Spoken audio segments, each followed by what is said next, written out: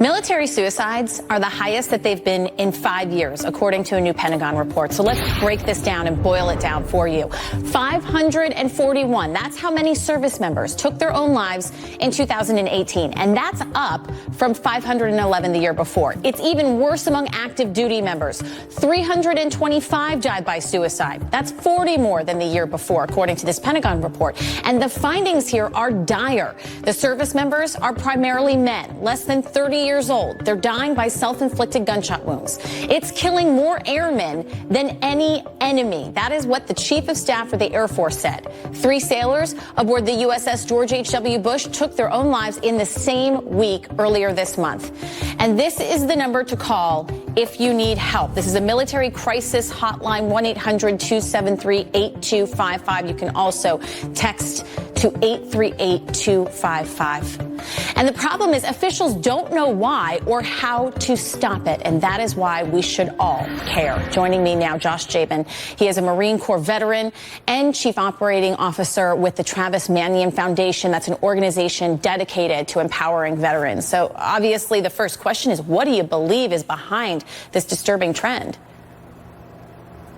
Hi, Lynn. Thanks for having me on to talk about this very important topic. I think there's a lot of factors that are behind this trend. It's a very complex situation, and really what it's on all of us to play a role in helping to combat this huge problem.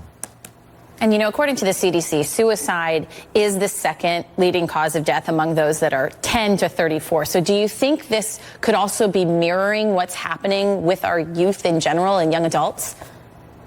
Absolutely. The veteran population is reflective of the larger population. I also think that there's a lot of risk factors that are at play for veterans. You know, a lot of veterans do experience trauma during combat. Veterans do experience physical hardships and chronic pain.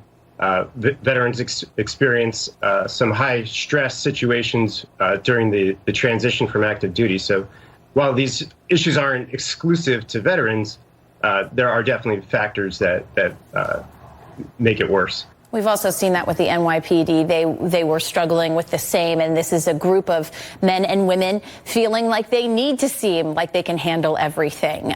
What your organization does is it gives veterans some of this information to let them know it's okay to be vulnerable. It's okay to say that you need help. What would your message be to those people out there that might be struggling?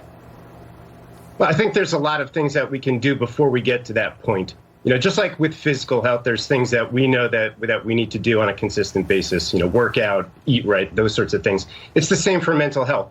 You know, my advice is to think about how you serve other people. You know, the sense of purpose that we have while we're on active duty, you know, you wake up every day knowing that you're making an impact. You know, the camaraderie that you share on active duty, it's hard to replicate in the civilian world, but through organizations like Travis Manion Foundation, you know, we can provide that next mission to maintain that high sense of meaning and purpose. You know, we can provide that community for veterans to continue to share that camaraderie. And so I think that these are really important elements that we offer and other community organizations offer to get ahead of the situation before it becomes an emergency. Yeah, it is that sense of purpose that you definitely give those veterans through your organization, which is such a great one. Josh Jabin, thank you for taking the time. Thanks so much, Lynn.